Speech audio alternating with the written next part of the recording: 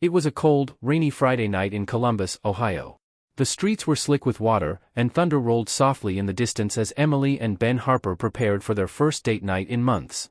They had a 1-year-old son, Liam, and parenting had completely taken over their lives.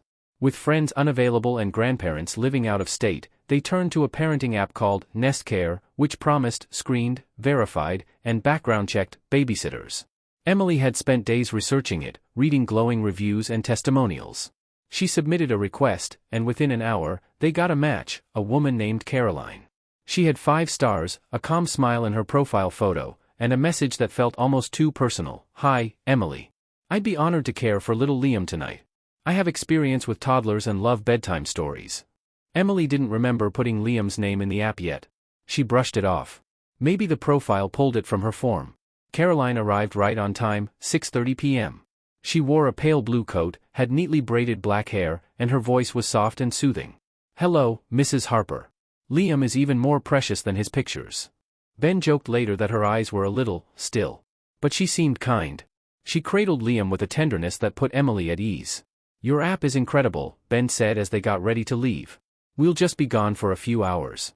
His bottle is ready, his favorite blankets in the crib." Caroline nodded. "Don't worry. He'll be sleeping soon. Enjoy yourselves." And with that, they stepped out into the night. Dinner was perfect. Wine. Laughter. The rare feeling of being a couple again, not just exhausted parents.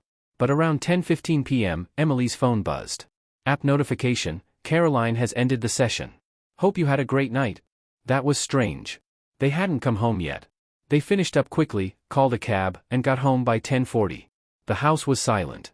Liam was fast asleep in his crib, wrapped in his blanket, breathing peacefully. But Caroline was gone. No goodbye note. No shoes by the door. No soft hum of her voice. Emily opened the app, confused, but Nest Care was no longer installed. She hadn't deleted it. She checked the App Store. It didn't exist anymore.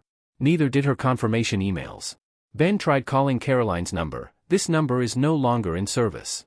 Then panic set in. They called Nest Care's customer service number, the one they had jotted down when they first signed up. After a long silence, a tired woman answered. "Hi, yes, we're just calling about our babysitter. We hired her through your app earlier tonight." "What city are you in?" the woman asked. "Columbus, Ohio." A pause. Then, "We don't have any registered sitters in Columbus. That territory hasn't launched yet." Ben's face went pale. "No, that's not possible. We found her through your platform." "Caroline. I'm sorry," the woman said. "That's not possible. No one from our company could have been assigned to you." The line went dead. Shaken and confused, Emily rushed into Liam's room. He was still asleep, peaceful as ever. But now every creak in the house echoed with dread. Who had just been watching their child for 4 hours? Ben pulled the baby monitor off the shelf.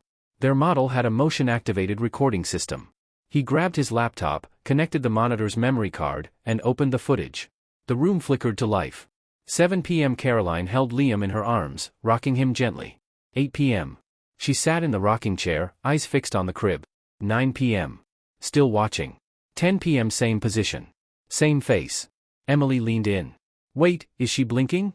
Ben rewound the footage. Zoomed in. Watched carefully. From 6:50 to 10:15 p.m., the woman never blinked. Not once. Her face never moved. Her head never tilted. It was as if she was frozen, staring like a porcelain doll. But one thing did change. Around 10:10, she turned her head slightly, toward the monitor. Not the crib. The camera. As if she knew they'd be watching. Then, without standing or making a sound, she vanished. No door opened. No shadows. One frame she was there. The next, gone.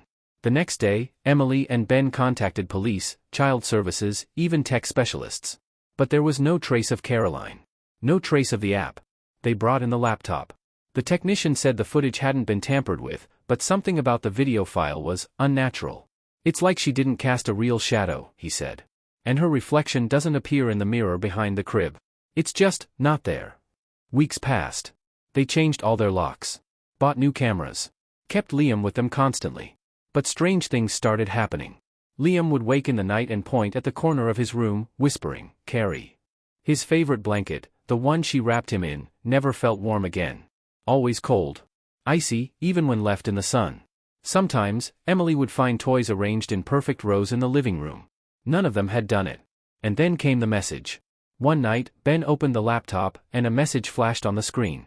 I only wanted to protect him. They sold the house. Left Ohio. Changed numbers. Deleted every app. But every now and then, when the lights flicker or the baby monitor hisses to life without reason, Emily swears she hears that same soft voice, whispering a lullaby in the dark. And Liam? He still calls her name. Carrie's back. And he never blinks.